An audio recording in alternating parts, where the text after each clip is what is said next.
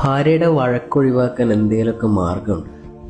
ഉമർ റളിയല്ലാഹു അൻഹുവിൻ്റെ ഭരണകാലത്ത് ഒരു ചെറുപ്പക്കാരൻ തൻ്റെ ഭാര്യ എപ്പോഴും തന്നോട് വഴക്കിടുന്നു എന്ന് പരാതി പറയാൻ വേണ്ടിയിട്ട് ഉമർ തങ്ങളുടെ വീട്ടിലേക്ക് പോവാണ്.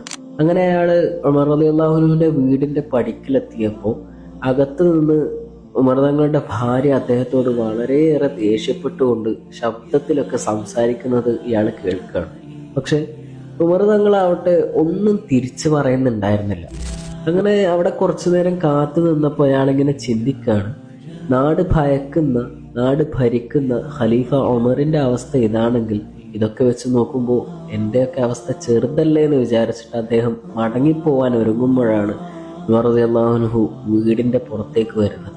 അങ്ങനെ മടങ്ങിപ്പോവായിരുന്ന അയാളെ തിരിച്ചു വിളിച്ചുകൊണ്ട് ഉമർ തങ്ങൾ എന്താണ് വന്നത് എന്ന് ചോദിച്ചപ്പോൾ അയാൾ വരാനുണ്ടായ കാരണവും അതുപോലെ തന്നെ അവിടെ കണ്ട കാര്യങ്ങളൊക്കെ വിശദീകരിച്ച് പറഞ്ഞുകൊണ്ട് ഉമർ റളിയല്ലാഹു അൻഹുവിനോട് ചോദിക്കുകയാണ്, നിങ്ങളുടെ ഭാര്യ നിങ്ങളോട് അത്രത്തോളം ദേഷ്യപ്പെട്ട് സംസാരിച്ചിട്ടും എന്തുകൊണ്ടാണ് നിങ്ങൾ ഒരു വാക്ക് പോലും മറുത്ത് പറയാതിരുന്നത് എന്ന് ചോദിച്ചപ്പോൾ മഹാനായ ഉമർ റളിയല്ലാഹു അൻഹു അവിടുന്ന് അക്കിട്ട് പറയുന്നുണ്ട്, അവള് മറ്റുള്ള സ്ത്രീകളിൽ നിന്ന് എൻ്റെ ശരീരത്തെ സംരക്ഷിക്കുന്നുണ്ട്. മാത്രമല്ല അവൾ എൻ്റെ വീട്ടിൽ നിന്ന് പുറത്തിറങ്ങുകയാണെങ്കിൽ അവൾ അവളുടെ സ്വന്തം ശരീരത്തെ സംരക്ഷിക്കുന്നുണ്ട്.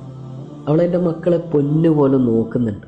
എനിക്കും എൻ്റെ മക്കൾക്കും വേണ്ടി ഭക്ഷണം പാകം ചെയ്തു തരുന്നതും ഞങ്ങളുടെ വസ്ത്രങ്ങൾ അലക്കുന്നതും ഒക്കെ അവളാണ്. അതുകൊണ്ടാണ് അവൾ എന്ത് തന്നെ പറഞ്ഞാലും ഞാനൊന്നും മറുത്ത് പറയാത്തത് എന്ന് ഉമർ റളിയല്ലാഹു അൻഹു പറയാണ്. ദാമ്പത്യ ജീവിതത്തിൽ ഏറ്റവും അനിവാര്യമായിട്ടുള്ളത് പരസ്പര ധാരണയാണ്. പരസ്പരം മനസ്സിലാക്കി ജീവിക്കുമ്പോഴാണ് വഴക്കുകൾക്കൊക്കെ അപ്പുറം സ്നേഹം ഉടലെടുക്കുന്നത്.